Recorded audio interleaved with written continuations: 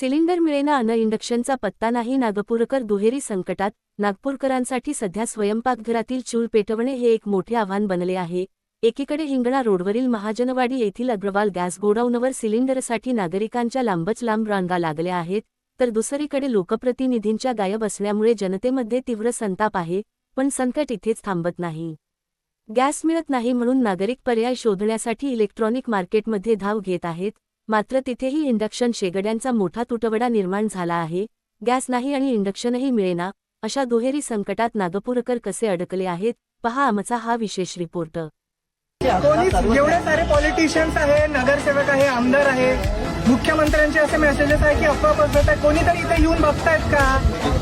एकही नगरसेवक, एकही पॉलिटिशियन आणि एकही कोणीच इथे येऊन बघत नाहीये आणि सगळ्यांना इथे त्रास होत आहे. आता मतदानासाठी सर्व येतात घरोघरी, तर आम्ही तुमची समस्या हल करू, तर हे समस्या आमची हल करत आहे. हे सर्व कार्यकर्त्यांचे काम कार्यकर्ता, बीजेपीचे कार्यकर्ता कोणी सुद्धा आला नाही इथं. कुठे गेले प्रतिनिधी? कुठे गेले? कुठे काय? ना नगरसेवक, नगर परिषदचा कोणी अधिकारी कोणीच नाही आला अजून.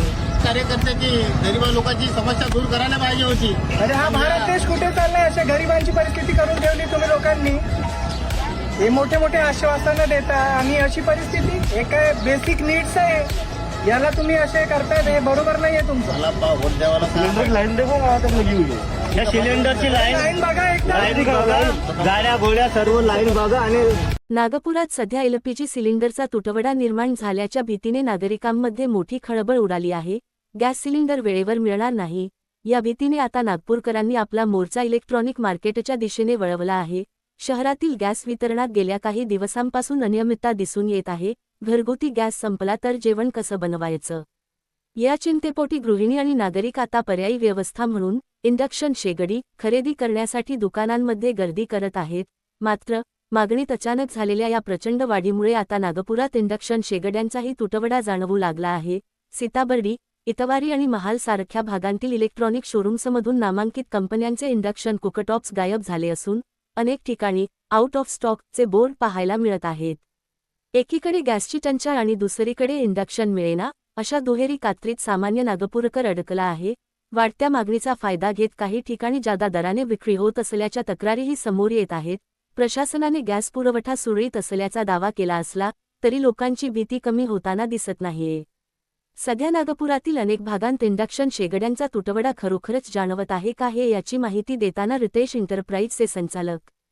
लोगों को लग रहा है कि गैस खत्म हो जाएगी, चक्कर में जबरदस्ती इंडक्शन खरीद रहे हैं. इसकी वजह से बहुत ही इंडक्शन का शॉर्टेज हो गया है. दिन में 10-20 ग्राहक आ रहे हैं डेली लेने के. कंपनियों के पास में बहुत 50-50 हजार का ऑर्डर पेंडिंग हो गए हैं इंडक्शन के. कंटिन्यू हफ्ते में 1-2 बार माल आ रहा है, ऐसी बात नहीं है, पर लोगों को ज्यादा अवेयरनेस नहीं. जबरदस्ती लोग टेंशन में. इंडक्शन के भाव में कोई बढ़त? हाँ, 10-15% का इजाफा हो गया. पहले कितने का था इंडक्शन? पहले 2000 का था, वो 2500 का, 3000 का था, 3500 का.